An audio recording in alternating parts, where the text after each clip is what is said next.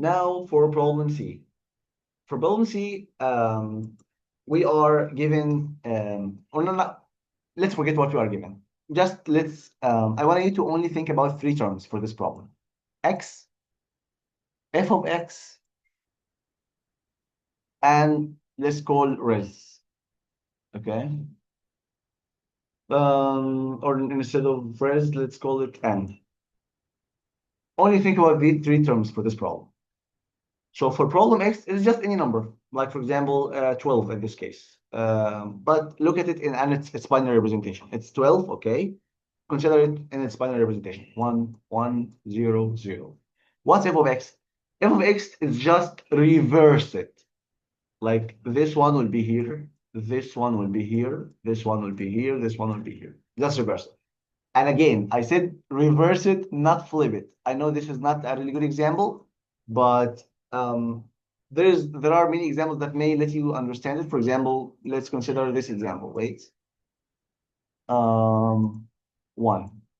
So if we try to reverse this, it will be 1, 0, 0, 1, 1. So yeah, it's not flipping. Look, this one hasn't been flipped, but just reverse it. Okay, not this.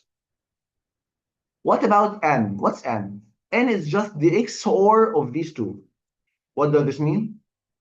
No, nothing, just the XOR. So for this one to be 0, 1, 0, 1, 0. If you understand what's XOR, just read about it here. Anyway, so this is how it should work. But I want you to notice something. Look, it's palindrome, right? I want you to take, like, don't ignore any small things like that. For example, as you see here, it's palindrome. Maybe the problem is n is always palindrome, for example. You understand me? So not any things like that. Anyway, let's try another example. And as I said previously, getting examples, solving them, trying to notice any pattern happening. This is a very good thing to do. Anyway, let's try 1, 1, 1, 0. Reverse it, it will look like that. XOR it, it will be 1, 0, 0, 1. Again, palindrome. Okay. Anyway, so what I did in this problem was I just literally looked through X, for example, looked through just numbers from 1 to 1000 and got its f of X, and then got its n, and then printed n in its binary representation to have a look at it. And I tried to see any pattern, and I tried, for example, to see the difference between the distance in all of the ones and all of these things. But the only thing that happened for all of them was the palindrome thing. Okay, so this problem can be solved by this. You can just brute force, you can just and notice patterns like this pattern, which is palindrome, and it's done.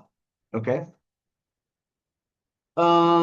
Anyway, just to say what was the problem. The original problem is just telling you, given n, and asking you, is there any x such that x XOR with f of x is equal to XOR x, x XORed with f of x equal to n? Is there any x for this n? That's the question. Yes or no? Is there any x? Yes or no?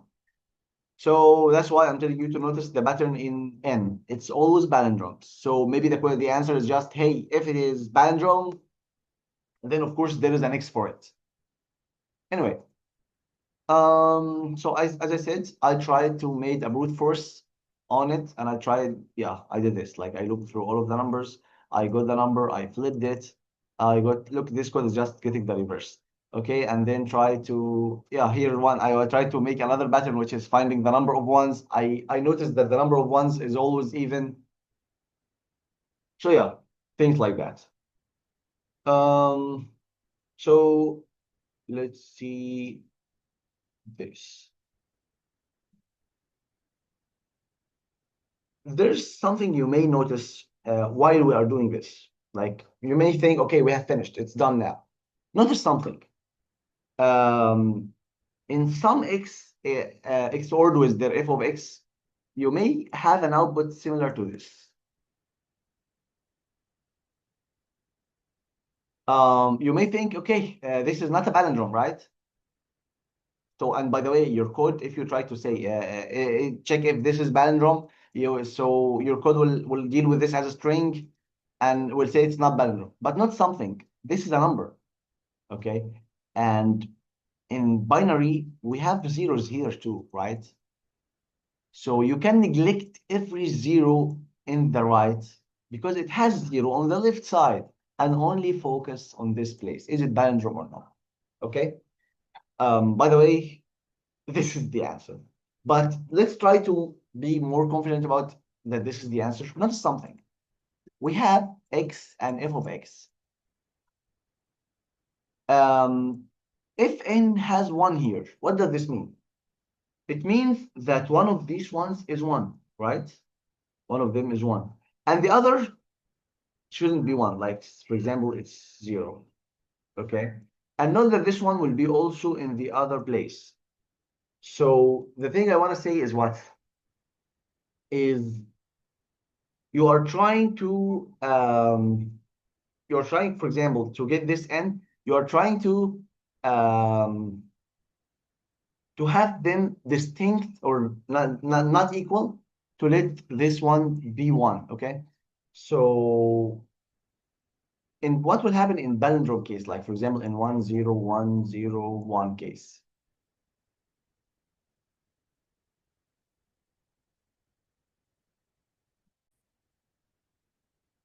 So if this is 1 here, sorry, this is 1 here. So one of them must be 1, right? But one of them must be 1. So this one should be 0, right? Yes. And if I put 1 here, I need this one to be 0, right? And this one is, you can say if this is I, so the other one is just n minus I minus 1, something like that, right? Like the other place in the string, okay? So this one also must be 0. Like one of them must be 1, the other must be 0, so the XOR can be 1, okay? So if this happened, for this one, they are distinct, so the answer is 1. When we are here, if we said that this is 0 now, it will be the same thing, but this will be the I, and this I will be the what? The n minus I minus 1, like the inverse. This idea, by the way, I and n minus I minus 1, it's very common in diagonal checks. Anyway, so this will be the same. So I here and I minus 1, it will give the same result, 0, 1, 1. So if they are different, so it will be 1, 1. If they are the same, like here it's 1 and here it's 1, of course, the f of x will be also here is 1, here's 1. So they will be the same. Here is 0, here's 0. They will be also the same, always 0.